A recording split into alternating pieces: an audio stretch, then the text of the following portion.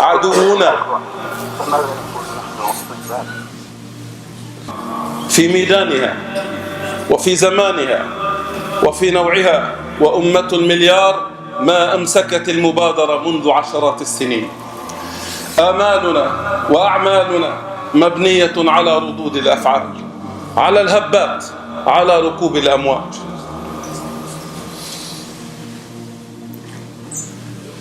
وضع اليهود والنصارى من أوائل الثمانينات خطة الطوق النظيف لحماية اليهود ل50 سنة قادمة من الحروب، ومفادها تقويض 4 جيوش عربية وإسلامية: جيش العراق، ثم جيش سوريا، ثم مصر، ثم السعودية. لهذا لما دخل عدو الله إبراهيم إلى العراق لما سقطت بغداد، أول شيء صنعه أن أحل الجيش وأحل مؤسسات الدولة، وترك العراق نهبا للروافض، وقوض حضارة الرافضين التي قامت لمئات السنين.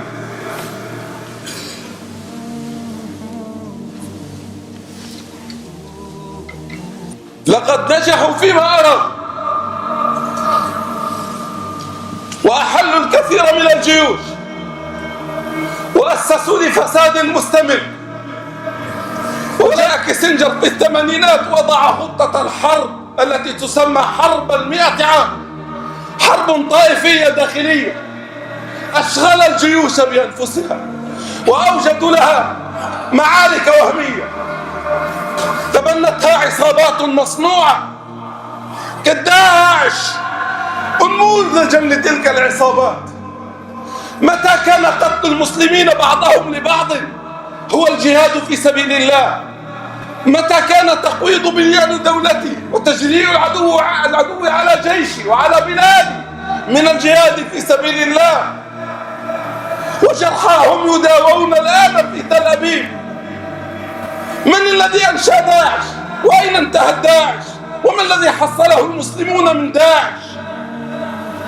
كيسنجر هو الذي قال سأشغلهم بحروب طائفية، هو الذي قال سأشغل السنية بالشيعية والشيعية بالدرزية والدرزية بالعلوية، والذي أرادوه حصلوه أو حصلوا أكثر.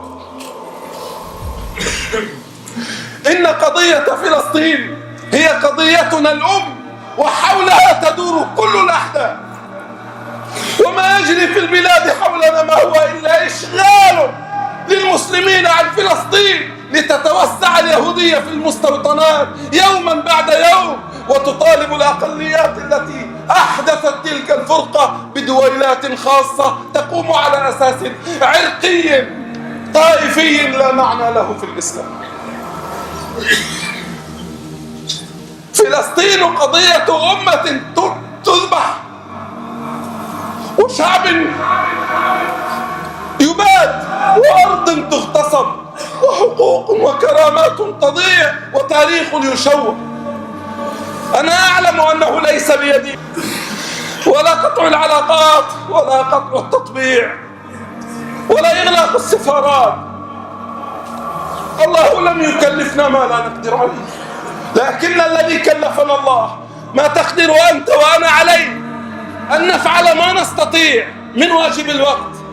إن عدم القدرة على الكبير لا يعذرنا أمام الله. احمل حقيقة هم الإسلام كما تحمل هم ولدك وهم قوتك. هم الإسلام قضية فلسطين الأم، القضية الكبرى. علم أولادك تاريخ فلسطين، ما الذي يجري في الأرض، ما الذي تريده اليهودية، لماذا تخدم أمريكا اليهود، إلى أين منتهى هذه الحرب العقدية اليهودية الصليبية؟ ولا قطع العلاقات ولا قطع التطبيع. انقل هذا في المجالس الخاصة والعامة لولدك ولامرأتك ولأهلك، في ديوان العشيرة، في جمعية العائلة. اجعل الهم حقا هما واحدا. انظر لأجيالنا إلى أين انتهى بهم الحال. الآن النساء وأطفال الغوطة ينحرون على مرأى ومسمع العالم كله، ولا يبلغ ذلك عند شباب الإسلام غرز نعال نجوم الفن والكرة. وأضرب لكم مثالا لا أظنكم تنكرونه البتة. لو أعلن عن مباراة حامية الوطيس بين أندية عالمية لرأيت الناس يتجاوزون حميم الحروب المسعورة في ميدانها والجوع وفي زمانها وفي نوعها، وأمة المليار الناس في بيوتهم أمام المبادرة منذ عشرات السنين. آمالنا وأعمالنا مبنية على على الهبات، على ركوب الأمواج. يا من أكبر همه حبيبة تركته، أو عشيقة هجرته، أو مباراة فاتته. الشعوب بلا كرامة مالها للاستبدال الذي دعانا له الإسلام كرامة وعزة وأنفة. فأين أنت من هذا الميراث؟ وفي زمانها فلسطين وفي نوعها هي قضية وأمة المليار الكبرى، ما أمسكت المبادرة قضية إيمان وكفر. لا نسعى لتحريرها لأنها عربية، ولا لأجل المشردين والمهجرين، ولا لأجل أنها فيها الأقصى المبارك وبيت المقدس المقدسة وإسلامية، ولا للحرية الوطنية، ثم جيش سوريا تحريرها من أقصاها لأنها بلاد إسلامية جعلها الله لنا حقا فيها عبودية الله. وقضايانا لا جديد عليها. آمالنا شعوب مغيبة مبنية على مغيبة عن واقعها، على الهبات، على ركوب الأمواج. متاهات سياسية تبيد فيها البيد وتنقطع فيها العبيد.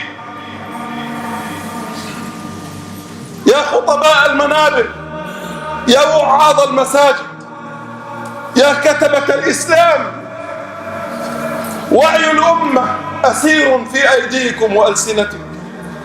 صدق من قال أعطني إعلاما بلا ضمير، أعطيك شعبا بلا وعي ولا تدبير.